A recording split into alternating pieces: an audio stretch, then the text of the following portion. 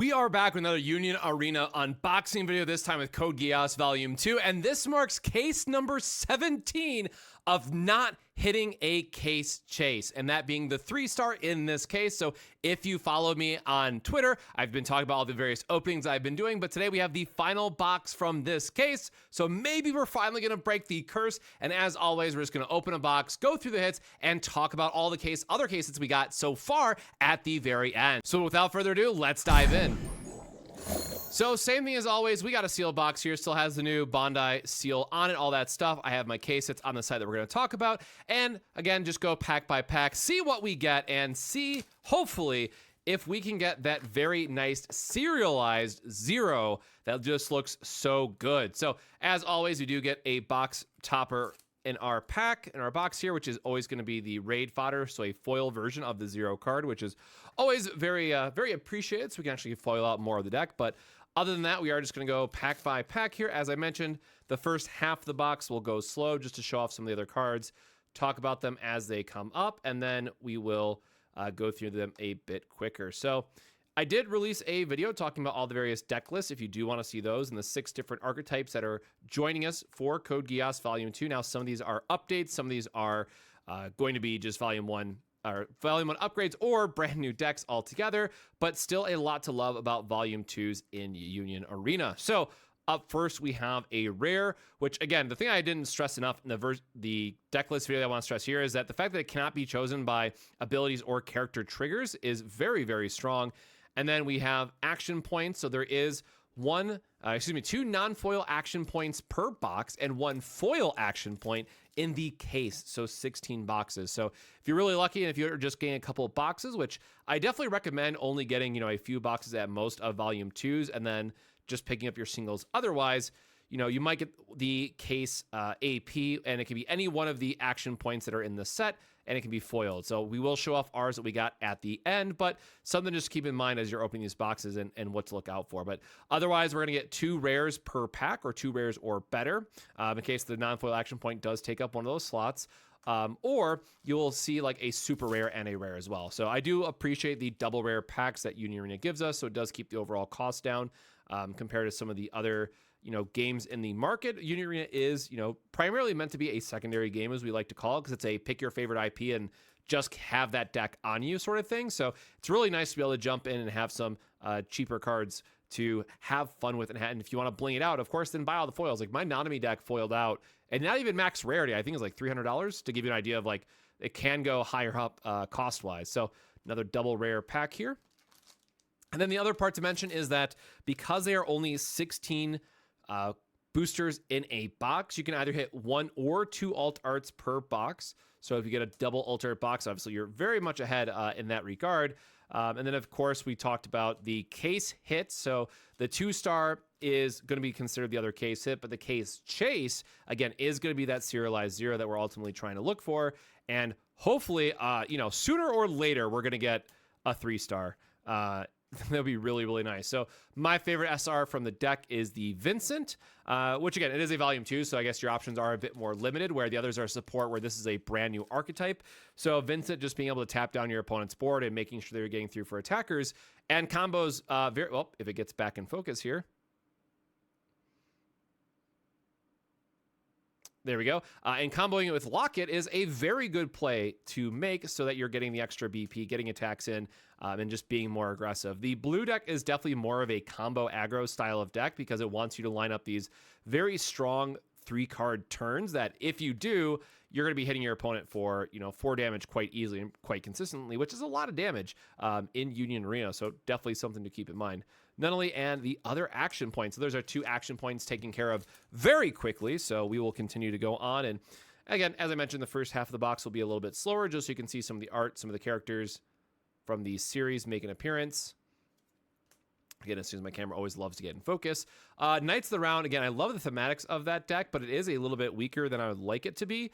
3 energy raids are just such a interesting point in Union Arena from like a balancing perspective, because being able to raid up for value, potentially an entire turn earlier than your opponent, is very, very powerful if you have the right conditions. But so far, all of the raids at energy line 3 have been fairly balanced around the fact that they're 3500s, or they have some conditions that need to be met to make them go up to, if I get this pack out, make them go up to 4K. So there's a little bit of extra work you have to do on that side, but all the same, 3 energy raids can be a little difficult to really get the value out of them, especially if you see them in the mid to late game where they just don't have the same punching power as you might like, unless you have a bunch of things going for you already, which, you know, in that case, just a vanilla 4K raid that says draw a card when played would be a lot better in some cases. Or again, we have the other, this is a deck that plays a lot of 3 energy raids, but you do have a 4 energy raid to go over the top and do a bit more for you. So Brian, Ken, and Callan here. We don't have a purple yet, so I guess I'm just going to put purple off to the side. All right, this is going to be our last pack from the right half of the box, and then after this, again, we're just going to kind of speed run it, see what other cards that we get for the rare or higher rarity, and then, again, there's still some alt arts we got to find in this box. There's still a chance we get a serialized card. There we go. Make sure that's still got on camera.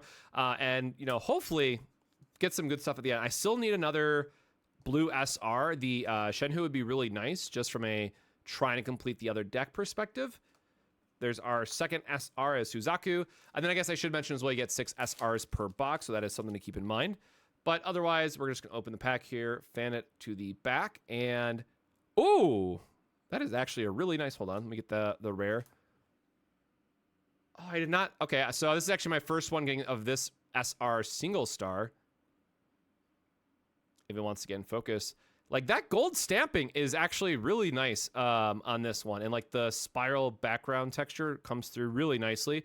Again, I still have not figured out or had time to set up a better background light to make these really pop the best, but I think that still shows it pretty well. So yeah, I actually really like this one. I know I talked a lot of crap about this card in particular for the deck list review because the discard effect is really, really bad in multiples. The fact it's a 4,500 blocker is nice, but it can be a little difficult to get the full value out of it unless you have the color trigger on the board as well, which can help negate that discarding effect. So again, a 4,500 blocker is very good because it's just a free block. It's 5 energy, so it comes down on the right turn that you want it to. But, oh, looks like this is going to be a double hit box for us. So, Grand Fighter Enable and another Valletta.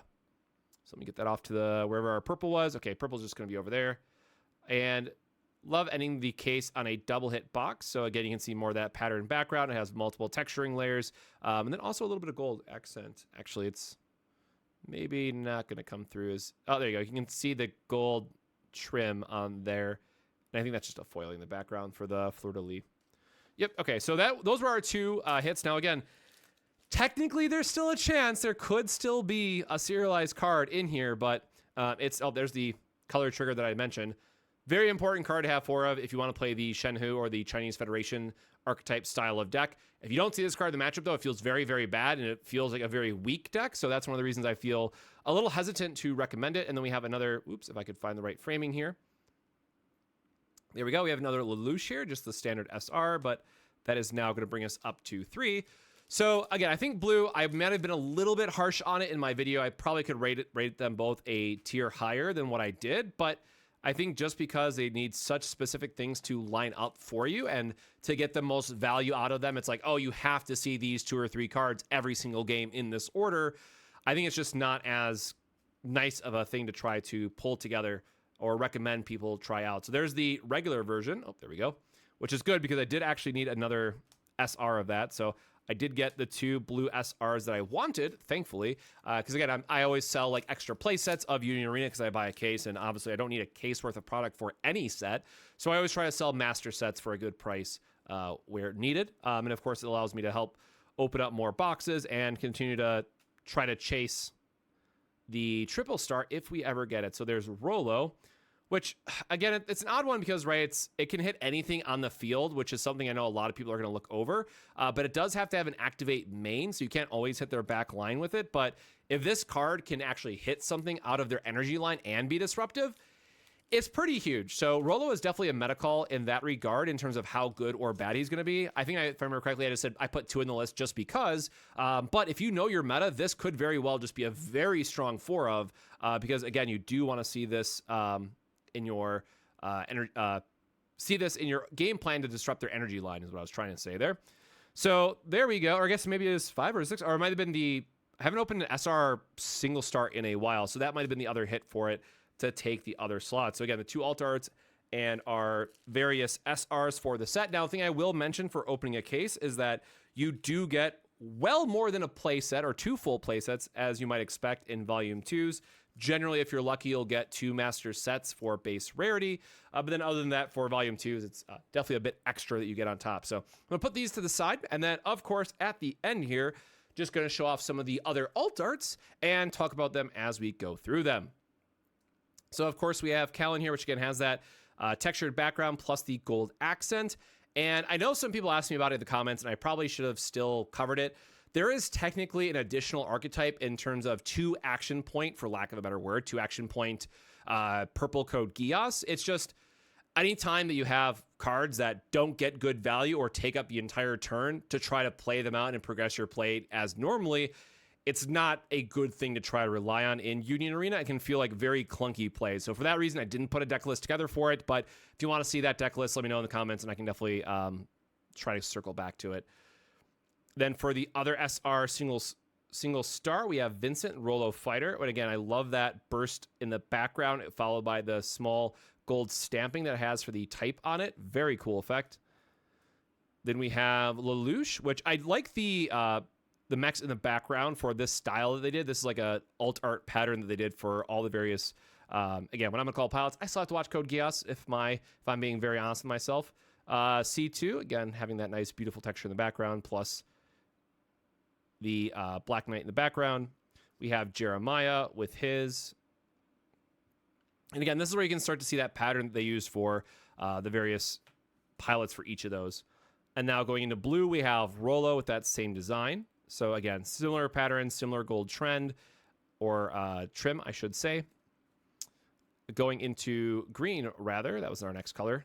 So then not only this is definitely going to be like one of the chase ones because it's played as a 4 of in the Lancelot deck. And again, it just does so much for the Lancelot deck, adds so much consistency. It's a double energy that you love to play. You can play it off Glaucaster, which is really nice. I got a single one in the entire case, which that does feel a bit bad, knowing that it's going to be the chase that a lot of people are looking for. We have Anya, which is the step card for the Knights of the Round that I've talked about previously. And again, having her in the background as well. We got triple of the 4 energy Knights of the Round Lancelot, which, again, this looks sick, but I'm not the biggest fan of the Knights of the Round deck because I think it is just slightly lacking. But for a more aggressive green style, this deck foiled out does look actually really sick. So I got to give him credit on that one. We have the Valletta, which we saw earlier. Then we have 2 Shirley for the pizza deck. Well, I guess technically it could go in either deck because 4 events, you can just get there late game anyways. But generally, it's for the pizza deck, which is going to put a lot of event cards in your sideline. And then for our actual hits, now these are the case hits that I had mentioned. We have the Action Point Rollo, which again, I do like the styling and the texture that they do for these. And it has, you know, the little Union Arena tag there at the top. And then for our double star, we got the Suzaku, which goes with Knights of the Round.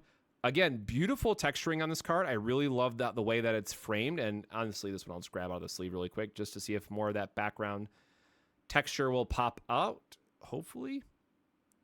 So you can kind of see it there. And then, yeah, as I get the big white light on, you can see the different textures in the background too. But honestly, gorgeous card. A little unfortunate for the Knights of the Round deck, but if you like him as a character, I think this is a very sick card to showcase some of your favorites. So I'll have to look that up later. But of course, unfortunately for us, this means we did not get the triple star serial or regular triple star. So that is case number 17 on this journey of not getting the case chase, unfortunately. So let me know your thoughts down below. Are you excited for Code Geass Volume 2? Are you a fan of the blue style of decks that we've got? Or are you just really an all-in Lancelot fan who is so excited to see it return to honestly the top of the meta, if not one of the top 3 decks, in my opinion, because of how insane it just got boosted with this set. But otherwise, more Union Arena unboxing and all that good stuff to look forward to next month, which at the time of recording is just a few days away, but of course it's at the end of the month. And hopefully in the near future, we're going to be doing some versus gameplay again once I finish putting together some of these decks and showcase blue Code Geass, because it can be fun. It can be really powerful when it all comes together. It's just a little bit inconsistent for what I'd like, but man, when it pops off, it pops off. So until next time, my friends, stay safe, stay hydrated, and we'll see you in the next video. Cheers.